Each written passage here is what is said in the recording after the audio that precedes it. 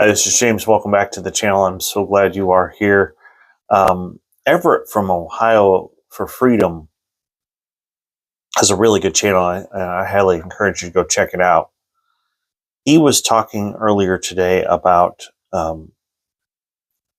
Rick Renner was a guest on Joni's Table Talk. And this was really, really interesting.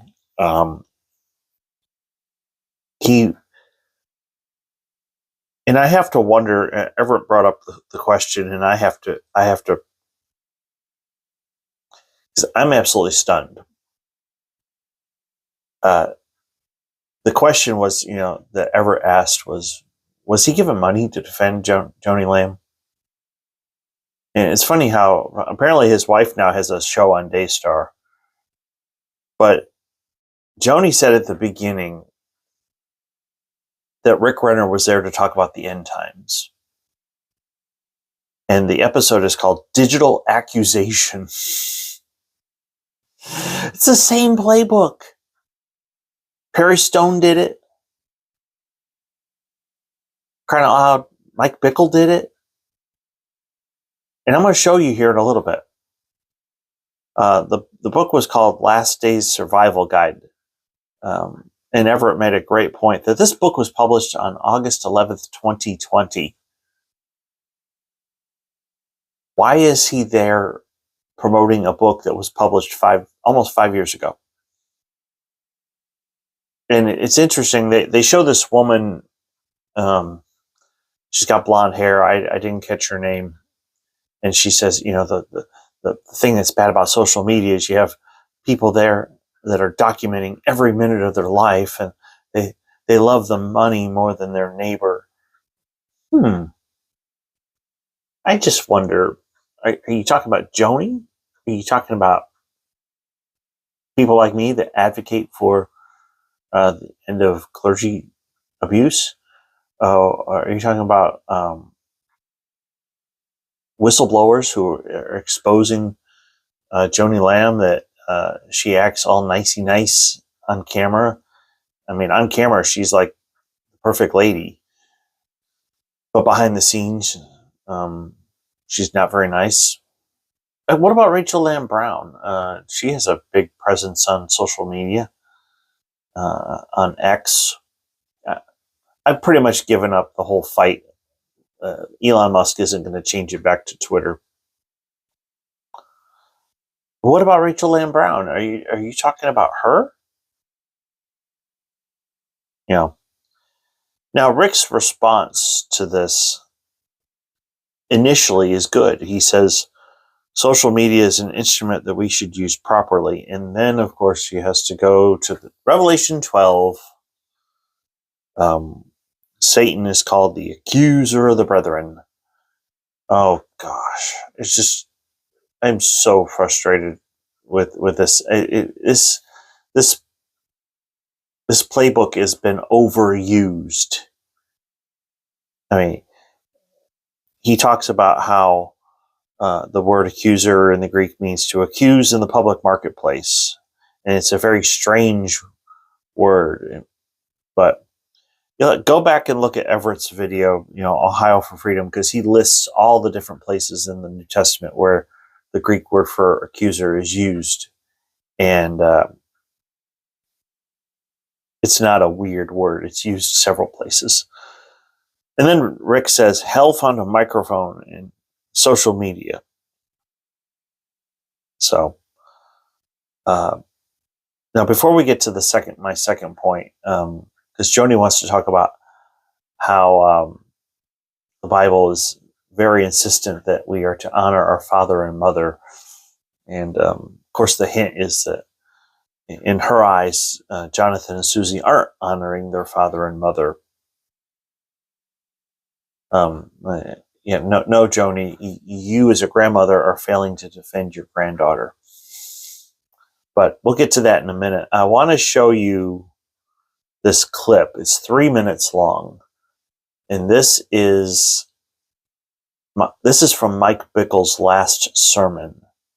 And he did it couple years ago in the whole accuser of the brethren. He brought that up knowing that survivors of abuse were going to go public with their story about what he did.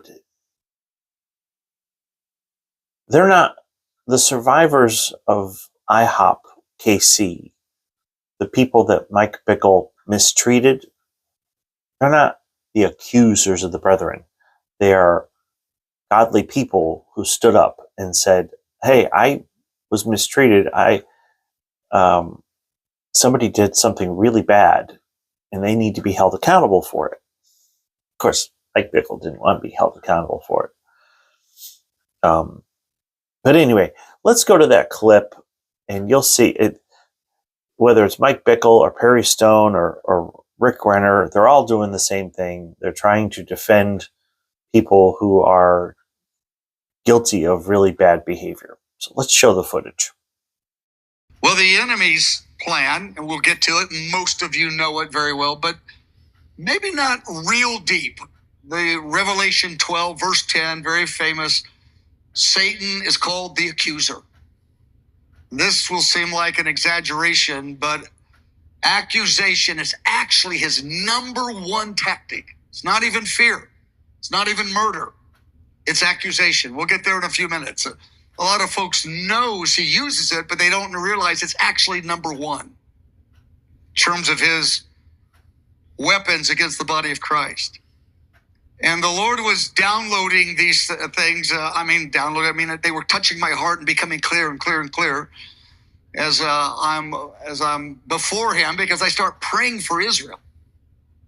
And while I'm praying for Israel, suddenly I began to travail in the Spirit and groan in the Spirit. And those of you that know me, I don't like people that make up stories like that.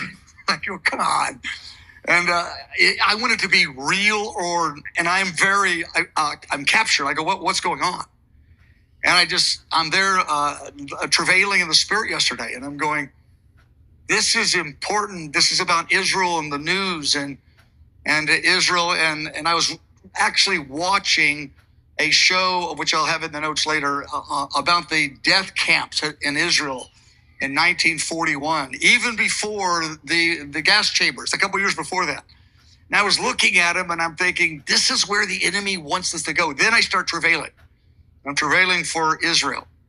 And this is when the Lord speaks. I begin to write probably 3 hours. You don't really time these things. Just writing and writing and writing and weeping and writing and weeping and insight coming and my spirit just really vibrant.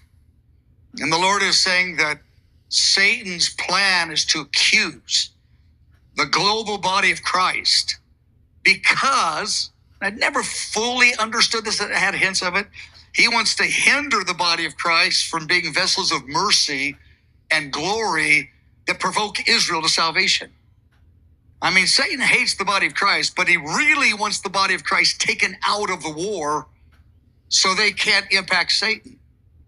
Because in Romans chapter 9, verse 23, I don't have that verse on the notes, the Gentiles at the end of the age, through history too, but mostly at the end of the age, they're vessels of mercy prepared beforehand for glory to provoke Israel. And so though that's happened through history a bit, but there's an explosion of the grace of God on Gentiles as vessels of mercy, meant by God to provoke Israel to the beauty of Jesus. But if the body of Christ gets embroiled in accusation, they will turn on each other, and then Israel will not be provoked. It's not going to work, but that's what he wants. In all fairness, Rick Renner is not like Mike Bickle. He's more like Perry Stone, because Perry Stone is defending Joni, and Joni is protecting somebody who mistreated her own granddaughter. So, no, Rick, I do what I do, not for clicks, not for fame, not for fortune. I do what I do because I don't want anyone else to get hurt. Do you understand the words that are coming out of my mouth?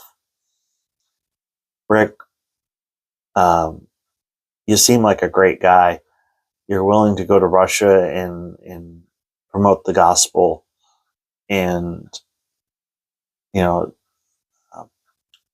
Dr. John Delaney says that behavior is a language. So clearly you are doing good things for the cause of Christ. But going on Daystar and doing this, we all know what you're defending. You think that if somebody is accusing Daystar of something, that somehow that's bad. And I can't speak for anybody else. I can't speak for Jonathan Lamb. I can't speak for Laura Lynn Tyler Thompson. I can't speak for Ohio for Freedom. I can't speak for Unction. I can only speak for myself. I want Daystar to improve. I want them to be reformed. Just like Martin Luther didn't want to start a church. He wanted the Catholic Church to be reformed. That's why they're called the Reformers. I want Daystar to change. Joni Lamb needs to step down. Her and Doug can go and be happy together, just not in front of a camera. Jonathan Lamb should be the president of Daystar. And they need to move forward. And they need to promote good things. Like if Daystar really cared about people, they would do a telethon for the wildfire victims in California. Or people in Western North Carolina. That both of those places, you still have people that are hurting. The news has moved on, but those people are still hurting. What has Daystar done? Granted, Daystar has been committed to helping Israel. I will freely admit that. But remember this quote? Do all the good you can by all the means you can in all the ways you can, all the places you can. Daystar is failing to do that.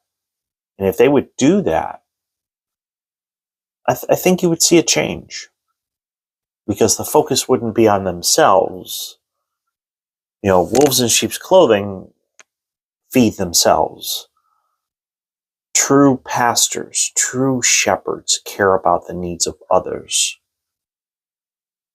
So, I want to do this second point really quick, because there's a section in this table talk where Joni's talking to Rick about honoring your father and mother,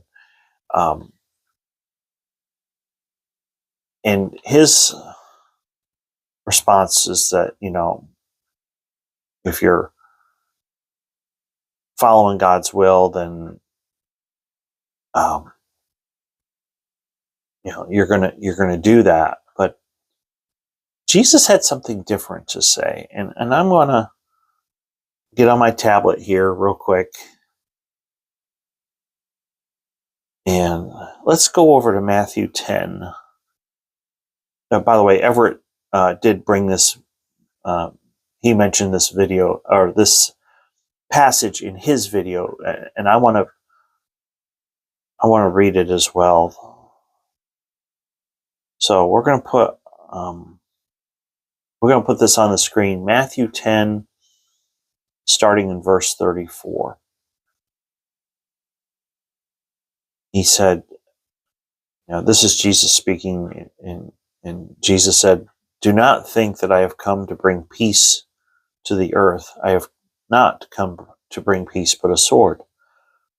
For I have come to set a man against his father, a daughter against her mother, and a daughter-in-law against her mother-in-law. And a man's enemies will be the members of his household. Whoever loves father or mother more than me is not worthy of me. Whoever loves son or daughter more than me is not worthy of me. And whoever does not take up his cross and follow me is not worthy of me. Whoever finds his life will lose it, and whoever loses his life because of me will find it."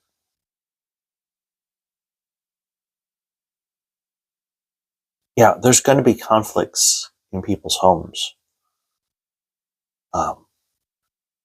I can tell you from my own experience, first couple times that that I went home after I became a Christian, not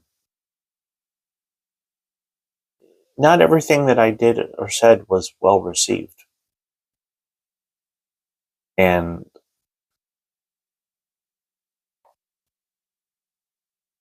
it's just, we have to put the will of God ahead of everyone in our lives. And the sad part is, and I even showed, I think it was last week, a letter that Marcus Lamb had sent to one of the guys that's currently on the board at Daystar, and it says on there too that your family is your number one ministry. And yet there's a split in the Lamb household because Jonathan and Susie would not give their blessing to Joni's marriage to Doug Weiss. You know, it's frustrating that things have not moved forward in this situation, but Jesus said there would be conflict in families. If you do what's right, some people aren't going to like it. What you got to understand, Rick Renner, is that Joni has ignored people's advice. She wanted to get married, and I get it. You know, when Marcus got sick and he passed away, you know, she was alone. She was grieving. I mean, her husband of many years had left, and I'm not the type of person. There's some on here that believe that they're not saved. I think both Marcus and Joni are Christians, but I also believe that they are so unbalanced. A lot of times when people get into the prosperity message, they go so far that that's all they think about. That in the end times, it seems like that's something that Joni is very fixated on. My philosophy is very simple. I pray for the best and plan for the worst. Now, I hope I'm post-trib, by the way. I really wish and hope and pray that the pre-trib folks are right. I don't want to go through any of that stuff, but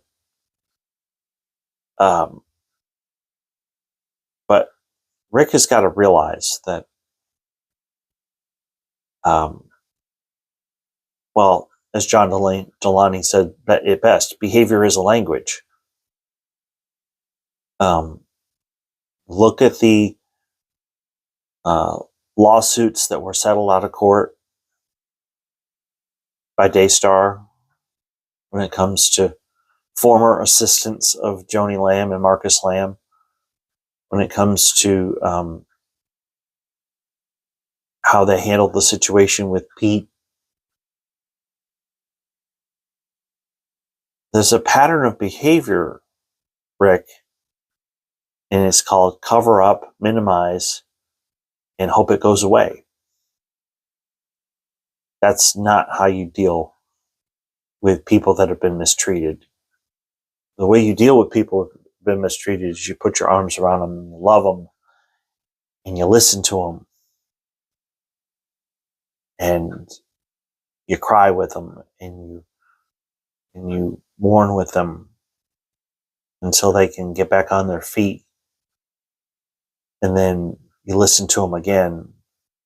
And by listening to their story, it empowers them and it gives them their voice back.